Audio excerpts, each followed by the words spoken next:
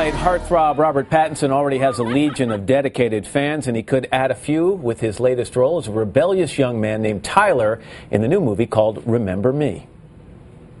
It's a bowl. It completes the room.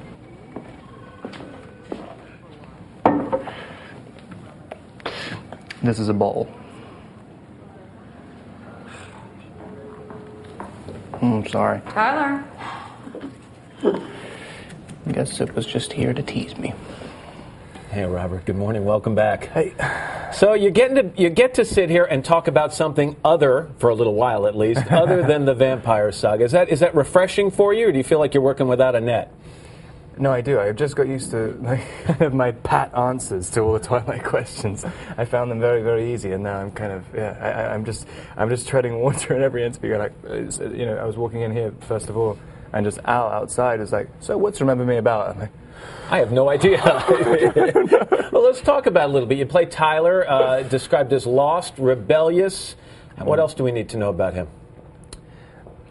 I don't know. I mean, he's kind of sensitive, and I think he's a fairly sort of typical.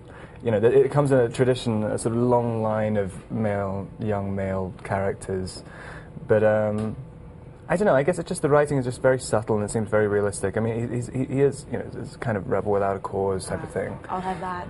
The movie takes place here in New York City, 2001. I'll let viewers connect the dots here. This guy has just lived through a tragedy. Was it important for you? Was it desirable for you to do a movie that was based on this kind of major moment in recent American history?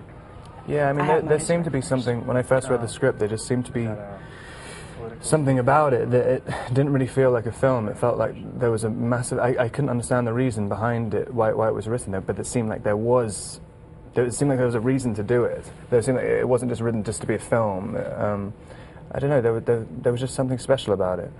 And I thought that every part of it kind of, helped it become what it is. I think it's going to resonate with a lot of people, not only because of the story of the young man, but the story of this event in American history. Pierce Brosnan was on the show not long ago talking about some things, and I asked him about you. He's your co-star in Remember Me, and I said, what do you make of the situation that Robert finds himself in right now, this white-hot spotlight? He was very complimentary about you. He said, after spending time with you, he thinks you show enormous grace under pressure. And I'm curious, has that taken some... Does that come naturally, or have you had to make some adjustments to this level of fame? Yeah, I mean, you kind of... I guess you try and limit the amount of time you have to deal with it, and then... How do you do that, though? A bit of hiding. But that in itself is a price of fame. Yeah, and it's there are tremendous benefits. I mean, even doing films like this, which I was talking to Will Fettis, the writer, yesterday, and he was saying it was impossible to get financing for 2.5 years. And I read this thing, I was like, this has to be made, and then it just all got together really quickly. And as soon as the script was being made and it was being sent to actors, loads of actors wanted to do it afterwards. But and it's just because of the Twilight thing that can be the catalyst. I'm glad you bring that up, because from what I've heard, the Twihards, which are the diehard fans of the Twilight saga, have dedicated the opening weekend of this movie as Remember Me Saturday. And basically, in their dedication to you, they're going to gather together and go out and see this other movie. And you're right, if you're producing a movie or directing a movie or casting a movie, that's gold. I mean, that's money in the bank. Well, hopefully. we'll see what happens. Yeah. So now you got to go back. So you're going to talk about Remember Me, and then in June, the third in the Twilight saga comes out. That's called Eclipse. Have you seen it? You shot that at the same time you shot the second? Well, 2 months in between. Okay. I shot Remember Me in between the second and third. So you've been working steady. But how is Eclipse?